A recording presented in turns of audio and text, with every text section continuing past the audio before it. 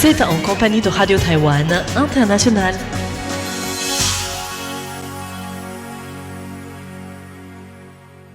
Bonjour à toutes et à tous, soyez les bienvenus en compagnie du service français de Radio Taïwan International. Au programme de ce dimanche 2 juin, nous vous proposons sur les ondes courtes de suivre On en parle à Taïwan. Et pour le programme complet sur notre site internet, il y aura aussi la page musicale dominicale habituelle avec partitions orientales et sous des cieux amplifiés. Bonne écoute, tout de suite, On en parle à Taïwan.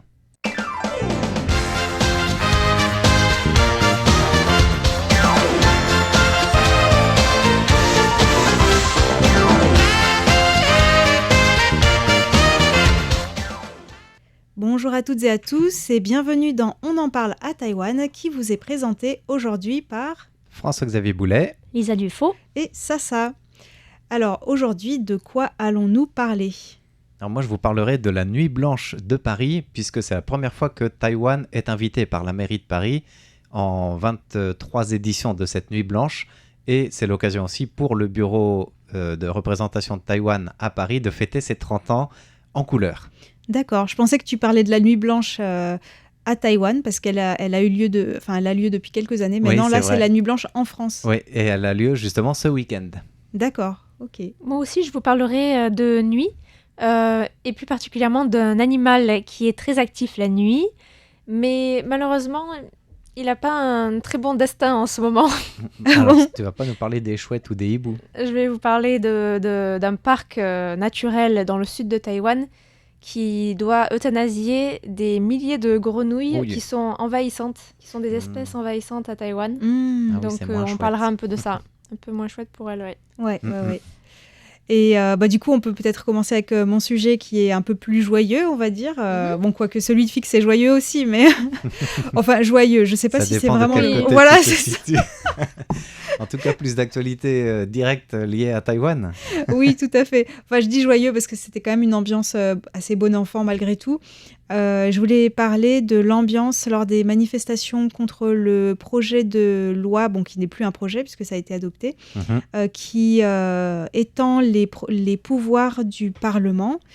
Et surtout, ce qui était critiqué, c'est la manière dont ça a été adopté. Donc, on a fait de nombreuses émissions dessus. Oui. On ne va pas forcément revenir sur tous les détails, on va quand même un peu poser les bases. Mais là, donc, après avoir posé les bases, je pense qu'on va plutôt parler de l'ambiance. Moi, j'étais en journée et Lisa, tu étais le soir. Donc, je pense qu'on pourra vous dire des choses intéressantes. Moi, j'étais en mode télé-manifestation. À distance, quoi.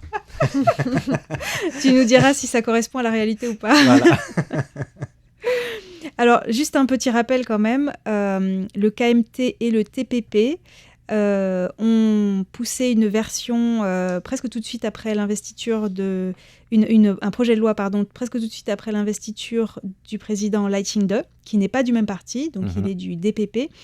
Et donc, il est en cohabitation, entre guillemets, si on veut comparer un peu avec la France parlementaire, en fait, puisque le DPP n'a pas la majorité au Parlement. Donc, la majorité appartient au KMT plus TPP, qui, pour le coup, là, ils étaient alliés sur ce projet. Et donc, pourquoi il y a eu des manifestations ? Il y a en fait deux raisons. C'est premièrement la manière dont ont été adoptés ces amendements qui étaient considérés par les manifestants comme pas très démocratiques, puisqu'il n'y a pas eu de discussion approfondie en commission. Et ensuite, même d'ailleurs, une version différente a été soumise au vote. Et les propositions du DPP n'ont été prises en compte que le dernier jour. Donc ça a créé beaucoup de heurts au sein du Parlement. Et ça explique aussi pourquoi l'un des slogans des manifestants, c'était « sans débat, pas de démocratie », en fait. Et donc il y a eu aussi des critiques sur le contenu de ces amendements. Alors en fait, le DPP avait déjà un projet un peu similaire dans les cartons depuis de nombreuses années, mais il y avait quand même des choses qui étaient pas pareilles en fait. Les députés du KMT et du TPP ont introduit des choses plus controversées, notamment la clause de mépris du Parlement, qui dispose que toute personne qui résident à Taïwan, et donc pas que les officiels du gouvernement, peuvent être sommés par une commission d'enquête parlementaire de répondre à des questions et fournir des documents. Et si cette personne ne le fait pas, ou qu'elle ment par exemple, elle peut être condamnée par le président de la commission d'enquête pour mépris du Parlement et passible d'amende jusqu'à l'équivalent de 5 700 euros. Et donc certaines ONG craignent que en fait, ça puisse engendrer le fait de rendre des abus déjà, et puis le fait de rendre public certains documents confidentiels. Et aussi que ça empiète un peu sur la compétence d'autres organes du pouvoir. Tout à fait, la justice. Ça contrevient un peu à la séparation des pouvoirs. Au final, ça donne des pouvoirs de juge presque. Tout à fait. Au Parlement qui décide ce qui est un outrage au Parlement ou non. Juge et parti, quoi, en même temps, presque. Et puis, il y a aussi les ONG, par exemple tibétaines ou hongkongaises à Taïwan, qui ont souligné que le KMT était très proche de la Chine. Là, il y a des députés KMT qui sont allés en Chine récemment, par exemple. Et donc, si par ces auditions parlementaires, ils pouvaient avoir des renseignements sur les dissidents hongkongais, par exemple, installés à Taïwan, à transmettre de l'autre côté. On n'est pas sûr qu'ils ne les transmettraient pas indirectement ou discrètement à la Chine. Donc ça a soulevé beaucoup d'inquiétudes. Et donc je passe à l'ambiance maintenant, après avoir posé le contexte. Alors moi, j'y suis allée en journée et j'ai vraiment été frappée par le calme et l'organisation. Je ne sais pas si c'est pareil le soir, je ne pense pas. Hein. Je pense que vraiment c'est parce que c'était en journée. En journée, les gens travaillent. Donc là, c'était surtout... Déjà, il y a moins de monde du coup. Voilà, il y avait moins de monde. C'était surtout les militants des ONG, mais pas que quand même. J'ai trouvé pas mal de jeunes, qui avaient, par exemple, des étudiants qui avaient la vingtaine. Et entre deux cours, en fait, ils y allaient. D'accord. Mais c'était vraiment un sit-in. C'est-à-dire qu'il y avait des chaises. C'était pas une manifestation à la française où on marche, on est très mobile et tout. Là, c'était vraiment statique. Et les gens écoutaient des discours, ils criaient des slogans, ils étaient aussi beaucoup sur leur téléphone. Donc c'était difficile, j'ai trouvé, de prendre des photos intéressantes pour RTI, mais bon. Et c'était bien organisé aussi. Il y avait ravitaillement en eau, en imperméable, parce que franchement, il faisait vraiment... il faisait vraiment froid, il pleuvait, c'était pas facile. Ces ravitaillements ont d'ailleurs été critiqués par les députés du Kuomintang qui jugent que tous ces financements viennent du DPP, donc que le DPP a payé des manifestants pour être dans la rue en leur donnant à manger, en leur donnant les kawaii, etc. Alors j'ai pas vu les boîtes repas quand même, hein, c'était pas des boîtes repas, c'était surtout des petits snacks, biscuits apéritifs. Il y avait, et puis il y avait des vrais repas pour les travailleurs des associations, des organisateurs. Moi j'ai vu ça. D'accord. J'ai pas vu des bien-temps. Sans doute pas, mais... Et puis j'ai remarqué aussi que la présence policière était pas trop voyante. Tout était dans le calme. Il y avait aussi, ce qui était intéressant, une église à côté qui accueillait les gens, en fait. Oui, c'est ça, c'est là où était le ravitaillement. D'accord. Enfin, la nuit, en tout cas. D'accord. Et puis, ils retransmettaient aussi ce qui se passait sur scène. Ouais. Apparemment, il y avait une manifestation aussi pro-KMT et TPP à côté, mais je ne l'ai pas vue. Moi non plus, elle était peut-être trop petite. En fait, les deux étaient séparés d'une rue. Ah, d'accord. Et du coup, d'un côté de la rue, tu avais le sitting avec les podiums qui donnaient des discours sur la présentation des dangers de ces amendements de réforme parlementaire. Et de l'autre côté, le sitting de soutien. Il faut que ça passe. De toute façon, ça fait trop longtemps que ça dure. Il faut réformer. Voilà, coûte que coûte. On s'en fout de la méthode, mais il faut que ça passe. Grosso modo, c'était les deux. Mais ils n'étaient pas là tous les jours, je crois, ce qui était plutôt... en faveur de ces amendements du Kuomintang et du TPP. Ils étaient surtout là le vendredi soir. Et du coup, alors, comment était l'ambiance le soir ? Le soir, c'était sans doute beaucoup plus animé. Il y avait beaucoup de monde. Alors moi, je suis arrivée en bus je suis descendue à Xinzhenyuan, donc en face du gouvernement. Déjà là, il y avait du monde. Et il y avait du monde aussi sur le pont on peut passer de Taipei Main Station à l'autre bord de la route. Pour les auditeurs qui ne connaissent pas trop, c'est deux grandes artères de Taipei qui qui sépare en fait là où Lisa est descendue, c'est de l'autre côté de la grande artère, donc il faut la passer par une passerelle en effet, Ouais. et pour passer au-dessus du boulevard qui rejoint la gare centrale. Voilà, il y avait beaucoup de gens qui étaient là déjà, et devant le UN de contrôle, il y avait déjà énormément de monde aussi. À partir du UN de contrôle, en fait, c'était tout piéton. Non, il y avait quand même quelques voitures qui passaient. Enfin, et comme toi, j'ai trouvé que c'était très bien. J'ai trouvé que c'était très bien organisé aussi. C'était calme, mais il y avait quand même. Enfin, disons que c'était pas calme dans le sens où il y avait pas de bruit, il y avait pas d'animation, tout ça. Mais il y avait pas de débordement, il y avait pas de débordement, rien de tout ça. Pas de vitrine cassée. Non, il y avait des camions, des petits. Ouais, des sortes de voitures ou de vannes avec dessus une petite plateforme et des gens qui criaient des slogans ou alors qui venaient à tour de rôle pour passer des messages, des manifestants en fait qui étaient là, qui avaient quelque chose à dire, qui disaient voilà, moi je suis j'étais encore mineur lors des élections et voilà, ou alors il y a 10 ans ça, ou alors il y a quelqu'un qui est venu faire son mea culpa en disant qu'il avait voté pour je sais plus quel député oui. Je me souviens plus de et qu'il enrage. ou alors qu'il disait oui, je suis désolée, j'ai déjà voté pour le Kuomintang, je suis vraiment désolée, pardonnez-moi, je savais pas ce que je faisais, des trucs comme ça. Et donc ça c'était rigolo. Il y avait vraiment toutes sortes de choses. Il y avait une dame que j'ai rencontrée qui était venue de Hualien, qui avait conduit depuis Hualien toute seule. Une dame retraitée. Au moins 4 heures de route, quoi. Pour manifester. Et elle me disait que, bon, de toute manière, elle tient un hôtel juste à côté du parc de Taroko, donc elle a plus de clients. Elle n'a plus d'hôtel non plus. Voilà. Non, elle a un tremblement de hôtel. terre, ouais. Ouais, donc elle est venue et elle m'a dit qu'elle s'était déjà présentée aux législatives la dernière fois, mais qu'elle n'avait pas été élue. Et qu'avant, elle était secrétaire générale d'une association de promotion du tourisme interdétroit. Et donc, qu'elle avait même travaillé en Chine pendant plusieurs années. D'accord. Et elle m'a raconté un peu ce dont elle avait été témoin en Chine. C'était vraiment très, très intéressant. Notamment, elle me disait qu'il y avait son associé, qui était un Taïwanais, et que le gouvernement chinois avait envoyé une vingtaine de filles pour essayer de le draguer et en fait lui donner la propriété, le titre de propriété de l'entreprise parce que c'était une entreprise de médias. D'accord. Donc ça c'était vraiment passionnant. Il disait quand il y en avait une que ça marchait pas, ils en envoyaient une autre. Il y en a eu une vingtaine comme ça. Ah bah dis donc. Et au bout de quelques années, elle a fait mes boutiques, elle est revenue en Taïwan. C'est incroyable cette histoire, je sais pas si c'est vrai ou quoi, mais je pense que ça s'invente pas quand même une vingtaine de filles.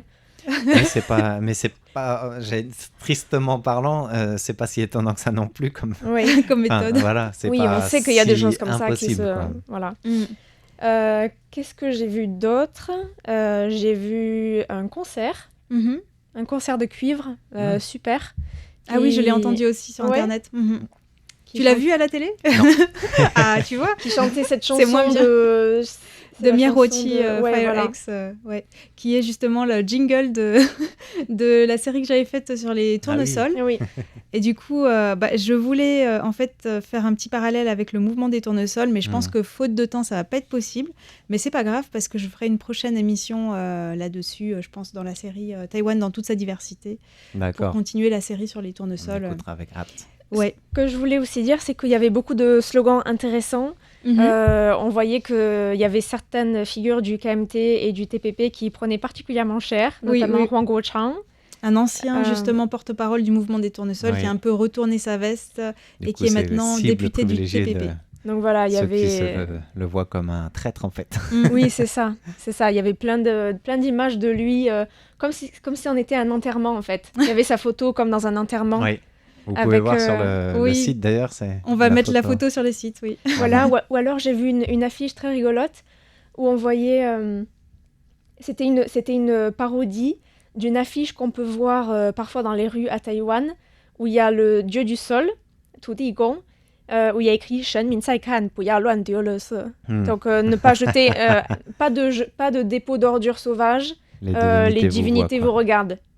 Et donc il y avait ça pour dire attention, les députés du KMT, vous êtes des traîtres, genre les dieux vous regardent, regardent ce que vous êtes en train de faire au Parlement. Oui.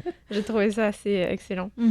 Voilà, donc c'était vraiment intéressant de marcher et de se balader, de voir, et comme tu disais, il y avait des gens de tout âge et beaucoup de jeunes, des lycéens aussi. Et il y avait les gens qui faisaient leur petit pique-nique, qui venaient avec leur propre slogan, ou alors qui faisaient presque, c'était presque comme des installations artistiques au final. Parce qu'il y avait des choses, il y avait des amis qui étaient venus, ils avaient amené une boîte noire pour le Reixiang. Pour symboliser l'opacité des négociations. Le manque de transparence. Et ils avaient chacun un masque. Il y en a un qui avait un masque de Xi Jinping, un qui avait un masque de Huang Guochang, un de Fukuji. Et tous, ils étaient connectés à cette boîte noire avec un faux téléphone. Donc, il y avait vraiment de l'imagination. En tout cas, ça nous a inspiré aussi pour On en parle à Taïwan, parce qu'on a déjà un peu dépassé le timing. Voilà. C'est pas grave, c'était un sujet intéressant, puis vraiment, ça vaut le coup d'en rendre... Enfin, de voir cette ambiance, parce que c'est pas tous les jours aussi. Puis dans les reportages où on a parlé du contenu, tout ça, on n'avait pas l'occasion de parler de ce ressenti, quoi. Tout à fait, ouais. Bah, du coup, on a déjà beaucoup parlé, Lisa et moi, donc peut-être qu'on peut enchaîner avec ton sujet, Fix. Oui, on continue dans les rues de Taipei pour faire Nuit Blanche. Non, pardon, dans les rues de Paris, que dis-je. Nuit Blanche, c'était hier soir, cette nuit. À l'heure où vous nous écoutez, c'est en train de se terminer peut-être à Paris. La 23e édition de la Nuit Blanche organisée par la mairie de Paris, mais la toute première fois que le Centre culturel de Taïwan à Paris et le bureau de représentation en général sont invités. Donc ils ont une participation active. Et le thème de cette année, c'est intéressant pour Taïwan parce que c'est Outre-mer et ultramarin. Donc ça parle pour Taïwan qui est une île déjà.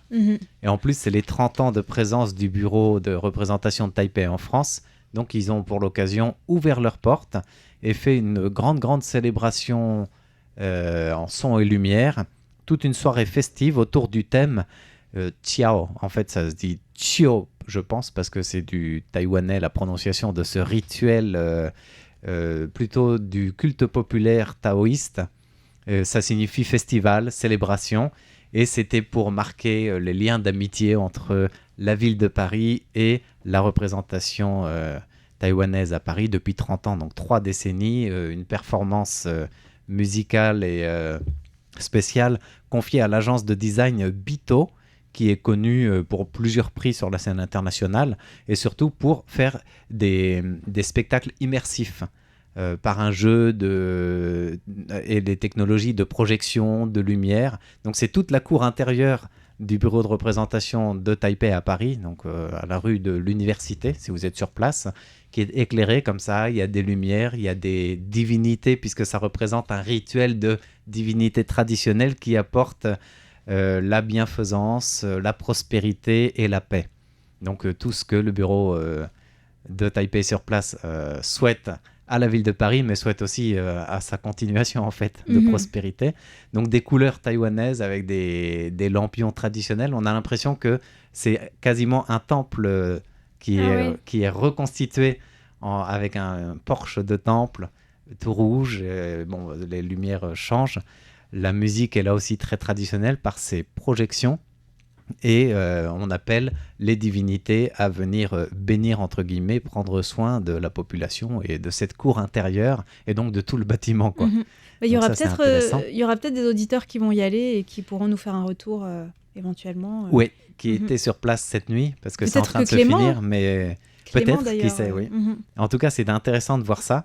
Je trouvais de choisir un festival rituel pour exprimer aussi l'outre-mer et l'ultramarin, parce que c'est aussi sur cette thématique que la directrice artistique, qui est une Guadeloupéenne de cette Nuit Blanche 2024, a choisi plusieurs thématiques, et elle s'appelle Claire Tancons, alors j'espère que je prononce bien, pour mettre en valeur les territoires français d'outre-mer pour cette édition.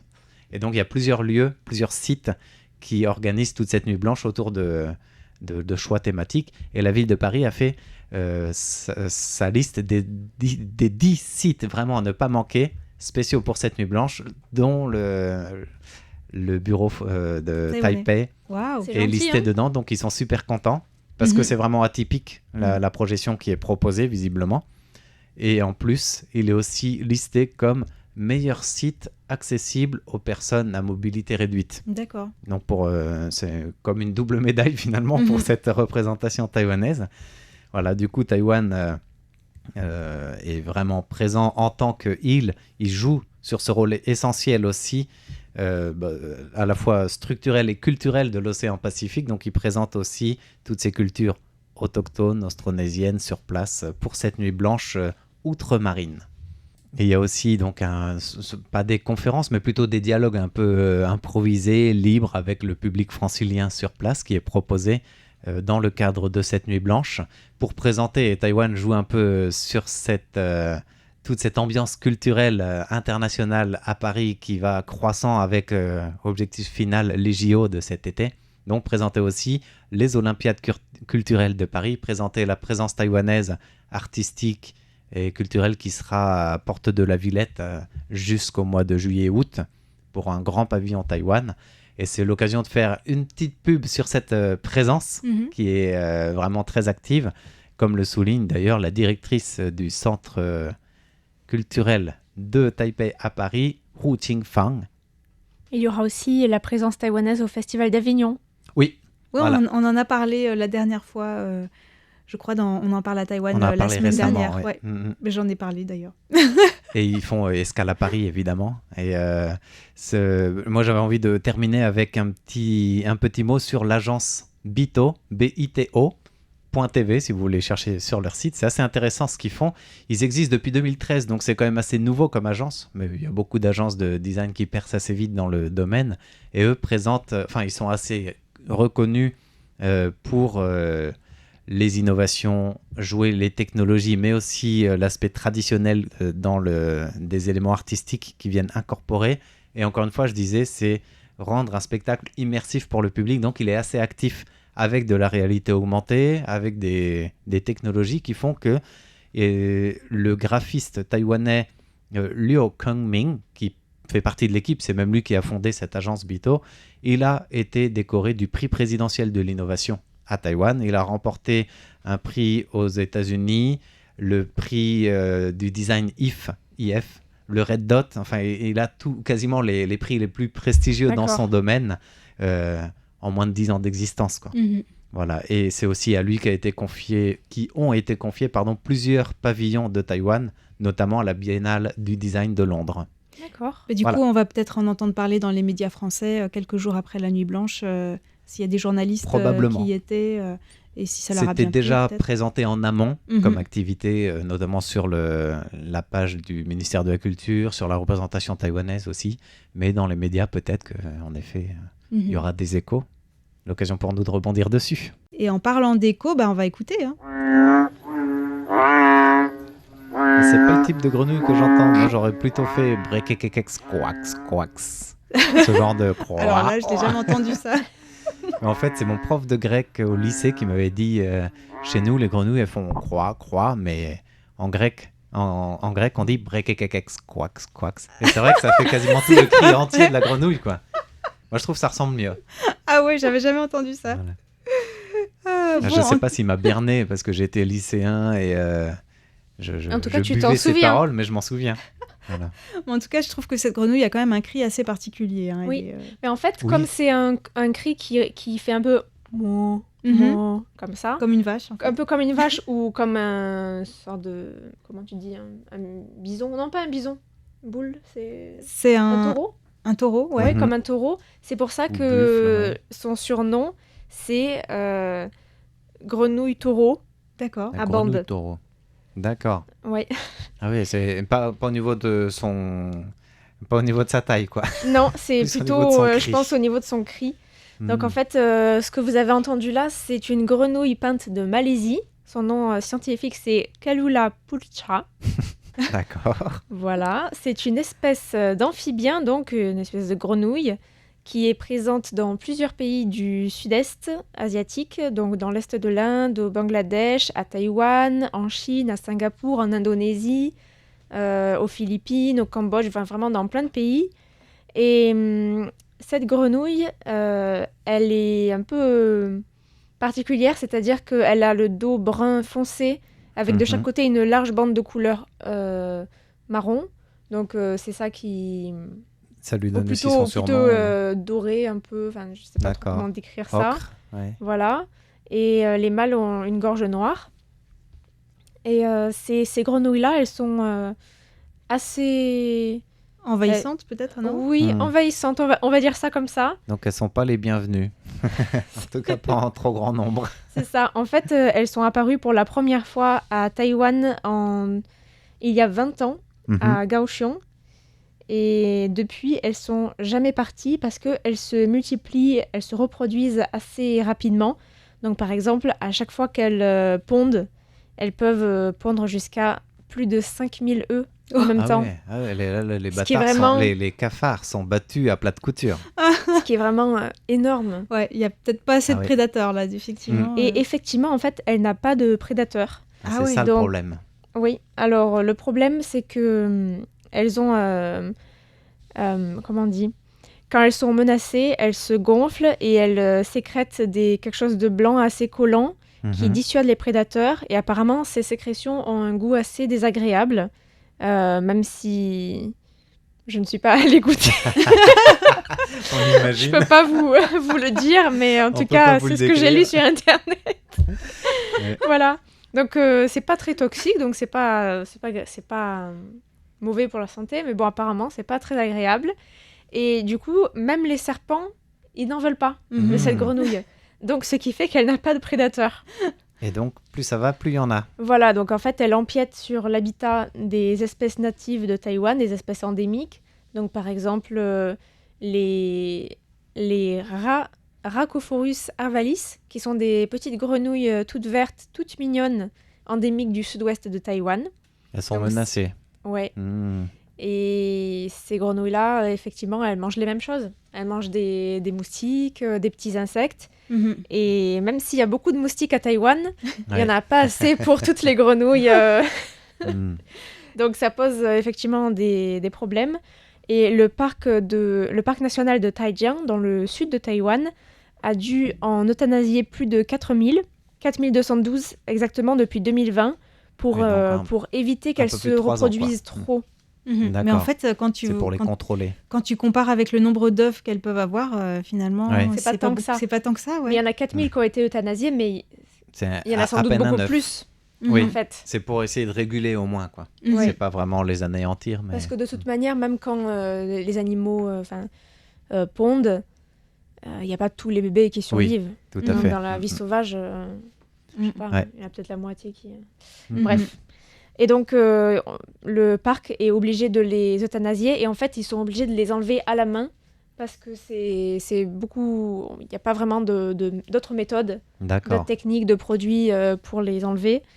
Et voilà, c'est ça, c'est le problème qu'essaie de régler le parc national du Sud. Mais même dans le nord de Taïwan, maintenant, à Yongkang, même à Taipei, il y a ce problème. Ouais. Donc, elle se répand un peu partout. Ouais, mais j'imagine qu'il faut beaucoup de main-d'œuvre quand même pour réussir à toutes les. Enfin, à toutes, mais à les chercher. Ouais. Et le parc organise même chaque année un événement de sensibilisation et il apprend aux gens à les enlever, en fait, à les capturer pour ensuite. Du coup, prochaine manifestation autour du Parlement, il faut inviter quelqu'un à montrer comment chasser ces grenouilles. Et là, il y aura plusieurs dizaines de milliers de personnes qui sauront le faire. Voilà. Ok. On arrive déjà bientôt à la fin de cette émission. Oui. Donc, merci beaucoup de l'avoir suivi. J'espère que vous avez appris plein de choses. Et puis, on vous donne rendez-vous la semaine prochaine pour une nouvelle émission. On en parle à Taïwan.